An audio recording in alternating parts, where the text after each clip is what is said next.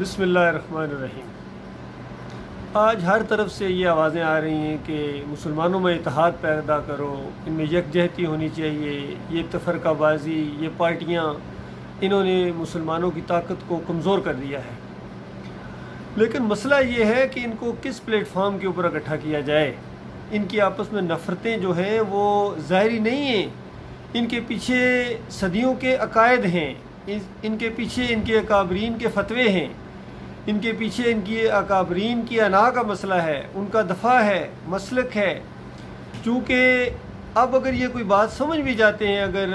قرآن کی یا صحیح حدیث کی، تو راستے میں جو سب سے بڑی چیز رکاوٹ بنتی ہے وہ ان کے اکابرین ہیں۔ اب ان کا کیا بنے گا، ان کو کیسے بچایا جائے؟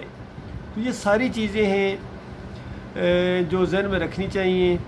پھر دیکھیے آج کل یہ ایک سوشل میڈیا پر بہت ٹرینڈ میں محسوس کر رہا ہوں کہ دیکھو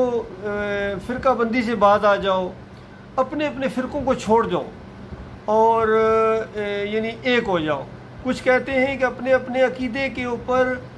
قائم رہتے ہوئے ایک ہو جاؤ، جس طرح طارق جمیل صاحب کہتے رہتے ہیں۔ پھر ایک جماعت اسلامی ہے، کتنی بڑی انقلابی انداز سے سامنے آئے، لیکن ساتھ ہی کہتے ہیں کہ ہر فرقے کا آدمی، ہر مسلک کا آدمی ہماری جماعت میں شامل ہو سکتا ہے، بلکہ اندر آ کے اپنے فرقے کی تبلیغ بھی کر سکتا ہے۔ تو اس طرح کی باتیں بھی ہیں۔ تو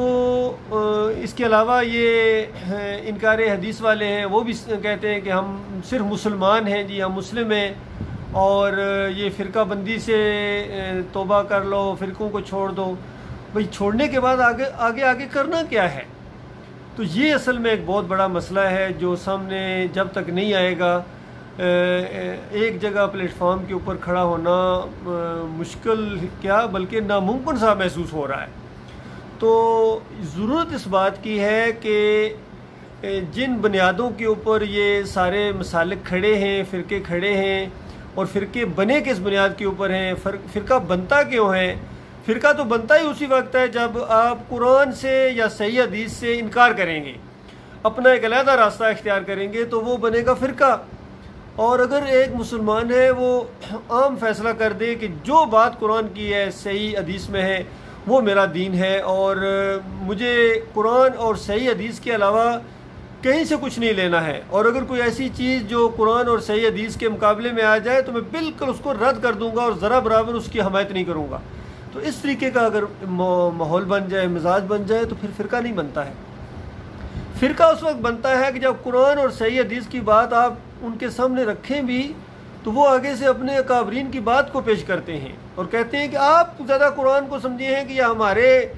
حضرت تھے، ہمارے فرقے کے بانی تھے، وہ زیادہ سمجھے تھے، ہمارے اتنے بڑے بزرگ تھے، اتنے بڑے لیڈر تھے۔ تو اب ضرورت اس بات کی محسوس ہو رہی ہے کہ ان کے اکابرین کی کتابوں کو ایک ایک کر کے آپ کے سامنے لایا جائے تاکہ آپ کو پتہ چلے کہ یہ کس بنیاد کے اوپر کھڑے ہیں۔ ان کی اکابرین کی کتابیں جو ہیں وہ قرآن کا انکار کراتی ہیں، عقائد کے لحاظ سے خاص کر۔ ان کے عقائد کے اندر شرک ہے اور قرآن کا انکار ہے، اور یہ بات بھی جو صحیح معنوں میں جس طرف توجہ دلائی گئی ہے، یہ مسئلہ بھی گویا میں تو سمجھتا ہوں ہماری فوج نے حل کیا ہے۔ ابھی دیکھیے کل پرسوں کی بات ہے، یہ سیلاب آیا اور کراچی میں بہت بڑا پانی کھڑا ہو گیا، تو حالانکہ کتنے ادارے موجود ہیں اس طرح کی آفات سے نپٹنے کے لیے، لیکن سارے بے بس نظر آ رہے تھے، اور فوج نے وہاں جا کر اپنا کردار ادا کیا اور عوام کی خدمت کی۔ اس سے پہلے جو ہے وہ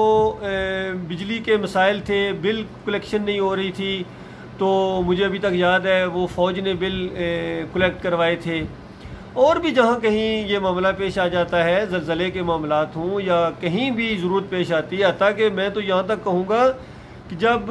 ملک ڈوبنے لگتا ہے، خاص کر جو سیاسی قیادت ہوتی ہے بالکل فیل ہو چکی ہوتی ہے اور ایسا لگتا ہے کہ یہ ملک کا سودا کر رہے ہیں، تو اس وقت فوج جو ہے وہ انٹرفیئر کرتی ہے۔ گزشتہ جتنی یہ تاریخ ہے آپ اس کو اٹھا کر دیکھیں، یقین کیجئے چاہے جتنے مرضی یہ سیاسی لوگ الزامات لگائیں، لیکن جب بھی فوج آئی ہے وہ انتہائی مجبوری کی وجہ سے آئی ہے کہ، اور میں خود فوجی ہوں، مجھے معلوم ہے کہ اگر یہ سیاسی لوگ بالکل صحیح جا رہے ہوں، ملک بالکل صحیح جا رہا ہو، تو فوج کو کوئی ضرورت نہیں ہے ان معاملات کے اندر آنے کی، وہ کبھی آنے کا ارادہ بھی نہیں رکھتے ہیں، ان کے اپنے مسائل بے شمار ہوتے ہیں، ان کے اپنے کام کرنے کے بہت زیادہ ہوتے ہیں، ان کو کوئی ضرورت نہیں ہے۔ دنیاوی لحاظ سے اللہ تعالیٰ نے ایک بہت بڑی عزت دی ہوتی ہے، اگر کوئی جرنیل بن گیا ہے، چیف آف آرمی سٹاف بن گیا ہے، تو اس کو کیا ضرورت ہے کہ پھر یہ سیاسی انداز سے لوگوں کی حکومت کرے اور لوگوں کی باتیں بھی سنے؟ کبھی بھی نہیں ہوتا ہے۔ جب کبھی کوئی معاملہ ہوتا ہے، آپ پچھلے جتنے دور دیکھ لیجئے، یقین کیجئے ذرا سا انصاف اگر آپ کریں گے تو وہ انتہائی مجبوری کے تحت یہ فوجی لوگ آئے ہوتے ہیں۔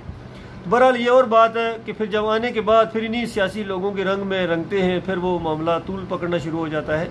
یہ بات مناسب نہیں ہے۔ بہرحال اس معاملے کو بھی، فرقہ بندی کے معاملے کو بھی میں سمجھوں گا کہ فوج ہی نے حل کیا ہے، کر دیا ہے، بلکہ اب صرف تھوڑا سا اس کے اوپر عمل کرنے کی ضرورت ہے۔ ایک فوجی افسر جو عالم دین بھی تھا، ڈاکٹر مسعود الدین عثمانی رحمۃ اللہ علیہ، انہوں نے ان عقائد کے اوپر، بنیادوں کے اوپر جو ہے وہ گویا شرک اور کفر کی بنیادوں کے اوپر چوٹ ماری ہے، اور اپنی تصانیف کے اندر پوری طرح ان کے اکابرین کے حوالے دے کے بہت ہی زیادہ اچھے انداز سے ان کے شرک اور کفر اور فرقہ بندی کو واضح کرنے کی کوشش کی گئی ہے۔ انشاءاللہ وہ باتیں میں آپ کے سامنے لاؤں گا تاکہ عام عوام کو پتہ چلے کہ ان بھائیوں کو کہاں دھوکہ لگا ہے، فرقے کیوں بنے ہیں، کنہوں نے فرقے بنائے ہیں،